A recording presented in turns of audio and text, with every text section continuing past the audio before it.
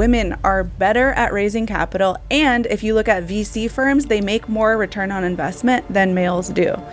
And so that just shows you like, we're better at business, we're better at raising money. And when we do raise money, we make more than a male counterpart. I literally reply and I'm like, thank you for your engagement. Because it's just another comment. Like, you're just pushing my stuff out there even further. Because hopefully my mother-in-law doesn't hear this. She's like, no matter what, she's like, oh, you're not doing this right. Oh, good dude. Yeah. Like, when it's family, though, is it hard when it's family or close friends that don't? Honestly, I don't care, like, what other people think or say. I think the biggest challenge in life is when someone falls and how do they get back up? And the hardest thing in life is to get back up and try again. But sometimes you just have to look into yourself and ask yourself, hey, give yourself a chance. Because if you give yourself a chance, you'll get back up and get back on that horse. So today's horse riding is going to be conversations with our really good friend, Barbara. You guys know her on Instagram. You'll probably know her as your tax coach. Really excited for today's conversation. Now, why should people listen to you? What have you done do you feel they can learn from? Give us a quick update. And if you're too humble, we're going to add more in there. So don't exercise that false humility or true humility, whatever it is. Yeah, so I'm the founder of Your Tax Coach, which is a tax strategy firm. We save business owners a lot of money in taxes. And I scaled that company in 3 years to 30 employees and thousands of clients and 250,000 followers on Instagram. Really, like, I would say that's my superpower, is really turning boring topics into things that people can actually understand and relate to. Because people typically see taxes as something that's like so boring, it just goes over their head. But I can really like turn complicated things into simple. Yeah. Doing your taxes, like dentists and taxes, they go hand in hand right there. That's fear. It's fear, right? I'm like, oh shit, I gotta show up here. What's he gonna tell me what's wrong now?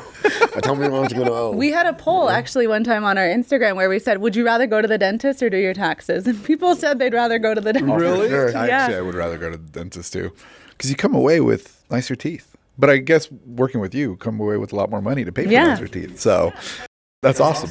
I think when you go to the tax person and you don't see them do a lot of when they're like, hey, is there any more that means there's no more deductions. Like, where's the more when it's just like, oh shit, you owe a lot then. But if your accountant uses a machine, you need a new accountant because I'm looking at the computer. 10 keys are out. Now, before we jump in, I want to catch up on our weeks. So, Barb, feel free to share what's been your favorite thing this week. But Min, started us off, dude. My favorite thing this week is in my bathroom. I have this Hallmark 2000, I think, 14 Charlie Brown set. And every time I speak through a Zoom call and I do a presentation, I press the button. It calms me down. It has a whole full set. I didn't bring the full set with me. So when I play this, it gives me peace, and then I can go live.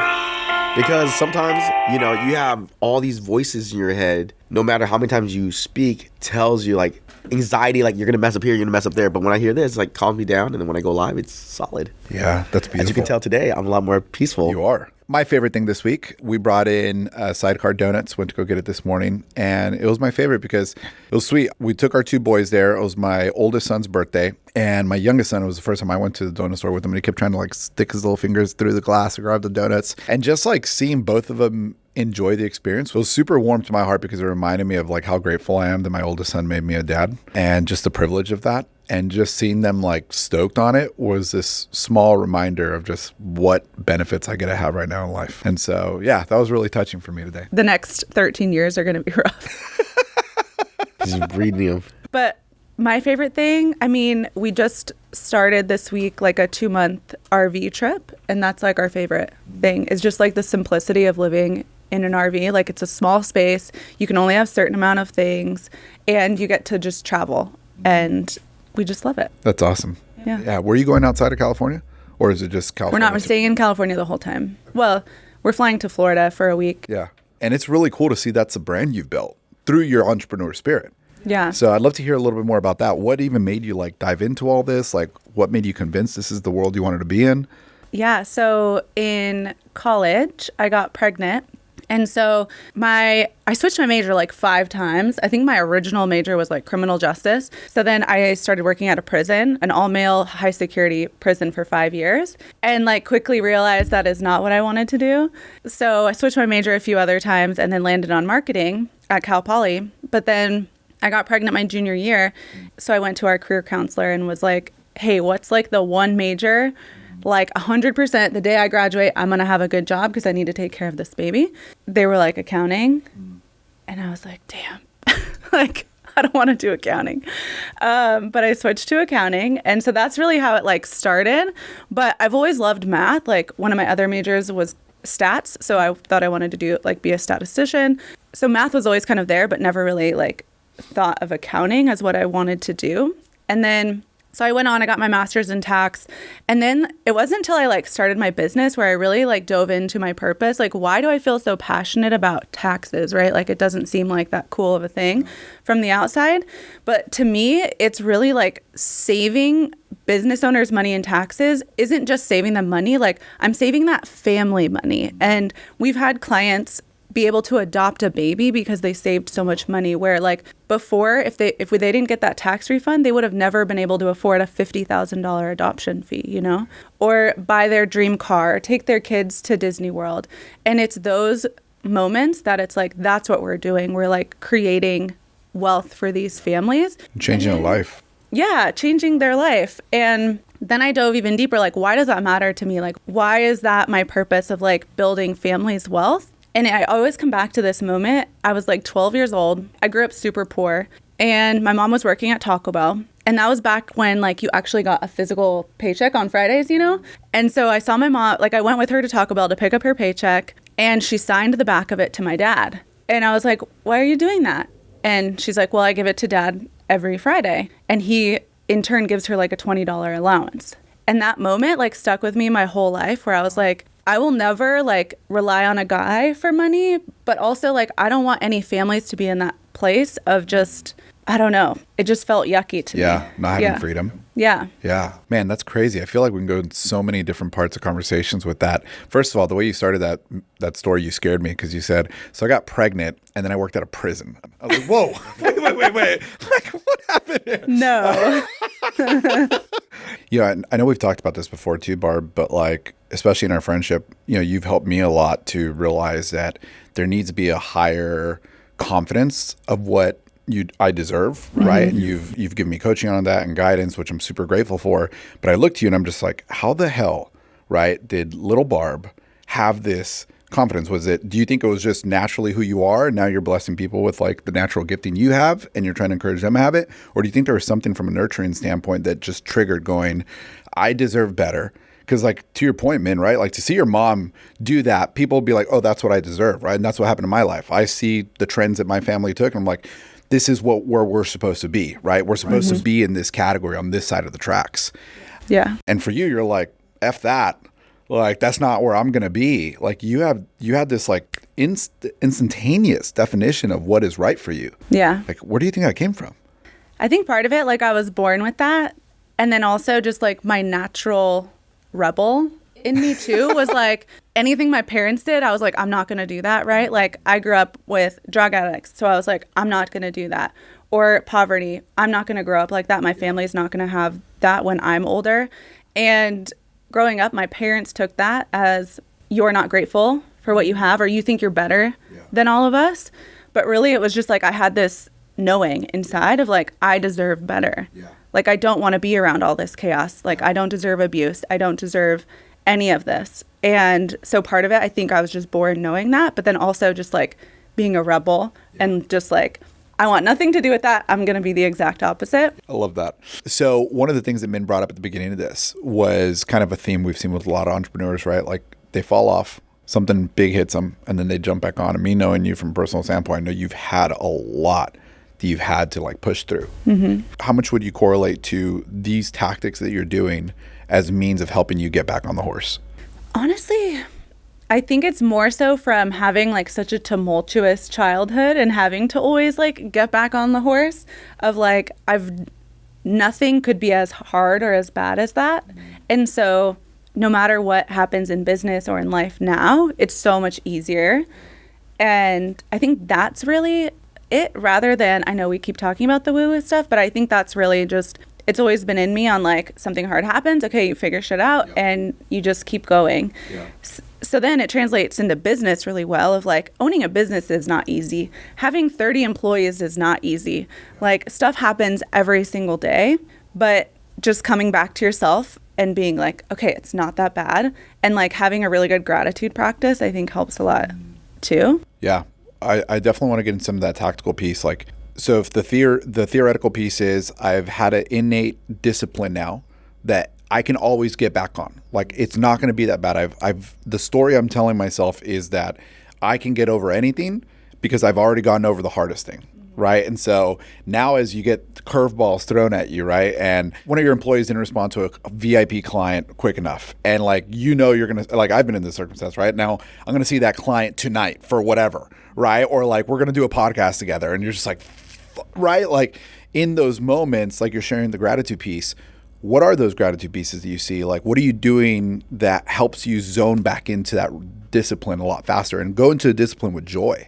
Right? Instead of just default, I have to do this. It's like you now go into it with like this grace. You're just like, you just seem so graceful in everything you do, you know? And so it's like, I'm really curious, like, what is the secret to that? Because I know that probably wasn't there 20 years ago, right? Like, that's a growing thing.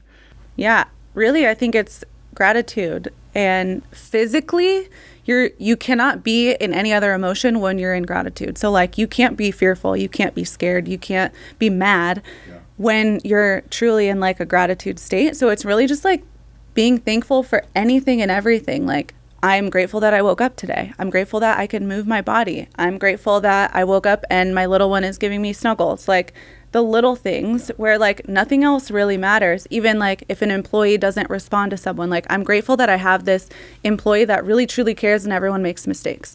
Right. And I'm grateful that I have this client that no matter what happens, I can say, hey, we messed up. Here's how we're going to fix it. So like, just don't get that derailed, right? Always come back to like, what can you be grateful for? Someone cuts you off on the freeway. It's like, well, I'm grateful I don't have to be that busy that I need to cut someone else off, right? I'm grateful that I didn't get in a car accident just now, rather than being like, I'm gonna take that mindset because I'm gonna cut off. Yeah, right. That's the right way. Like, you feel so offended by like, damn you, motherfucker. But like, you know isn't it I'm so much better? Like when you're like, man, I'm so glad I don't have to be that busy right now. Do you verbalize this story to yourself? Like, do you autocorrect out loud, or do you wake up in the morning and tell this to yourself? Do you write it down? Like, what is your practice? All of it. Like, sometimes I don't have like a standard morning routine. I think people that say they do the same thing every single day, it's complete BS. So except for Mark Wahlberg. Maybe. That guy's on like a mission. But for me, like, that just doesn't work. Some days I wake up and I want to journal, but most of the days I don't want to journal. We go on a family gratitude walk every day. So that really helps. We're like, the entire time, all of us have to say things we're grateful for the whole time that we're walking. It's usually 45 minutes. That's a lot of things you have to come up with that you're grateful for. And like, Hunter will correct me if I'm like being slow. He's like, what else are you grateful for? What else? My 5-year-old. He's like, what else are you grateful for today? So that I'm gonna do that every time my wife wants to talk to me. All right, let's say grateful things first before we start talking.